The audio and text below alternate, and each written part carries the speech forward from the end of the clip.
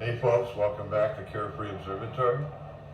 I am Martin, the host of the channel, amateur astronomer, getting ready to build a 10-foot dome observatory with a Meade 16-inch optical tube, probably with a plane wave arm. Still yet to be decided. We're hoping to get some more input from people out there on the YouTube channels, and hopefully some people give us some better suggestions. I'm not sure if we're going to stick with the L350. Originally looked at the Meade 16-inch setup, but didn't really want to be stuck with the only option of sticking with one tube, and that's the problem with the double fork Meade system. So I didn't really want to spend $14,000 on a telescope that we would be stuck with, not be able to expand. So we now bought a tube. I got a great price on a Meade, it's called an LX 200 16-inch tube, 4,060 focal length. It's an f10 aperture, and that will come with a dovetail mount, so we can put it, we're going to right now look at a LS, it's called a LS plane wave 350 arm mount, and that'll be mounted. I do believe what we're probably going to go with, still unsure about it. That's what we're going to do, unless somebody out there has a better idea on how to mount it, the tube, and then be able to have further expansion down the road for future different types of tubes, different types of manufactured tubes. Couldn't just see building this observatory and not having flexibility for down the road. So that was the point of getting away from all Meade arm with a dual fork, but they do have good optical tubes, so that's what we're actually already purchased one. That's on order as of last week.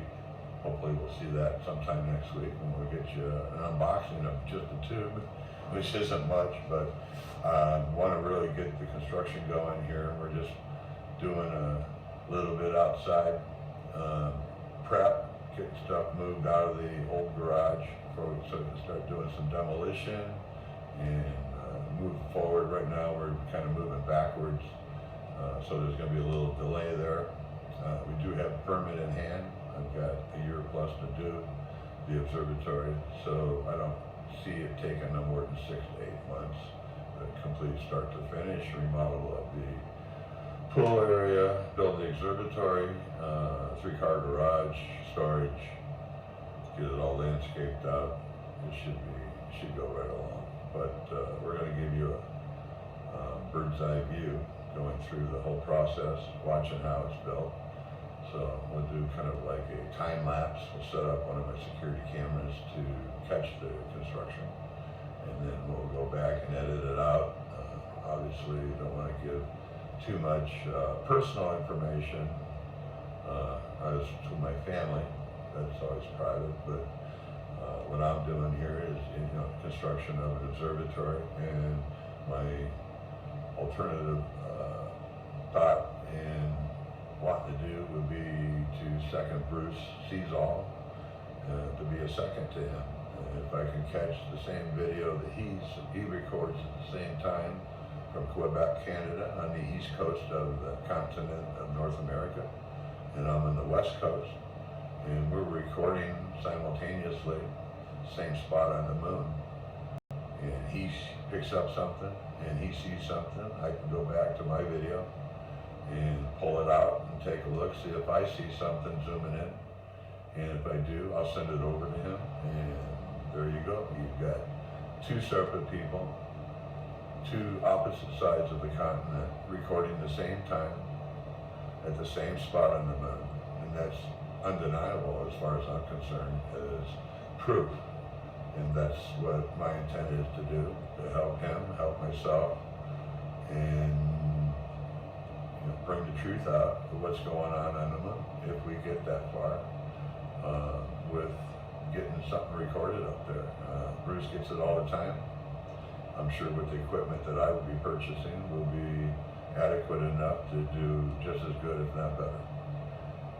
We're always looking for input as far as equipment, so if there's any fellow astronomers out there, please do not hesitate to help out if you wish not. It's up to you. But we're always looking for input as far as equipment, digital cameras. Not looking for anything. I am able and capable of purchasing my own stuff. So I'm not a patron. I do help out Bruce Schwartz. Bruce sees all.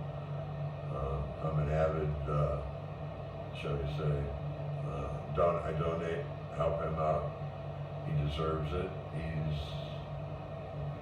what I believe, and I know that out there we have stuff going on the moon. I know we're not alone.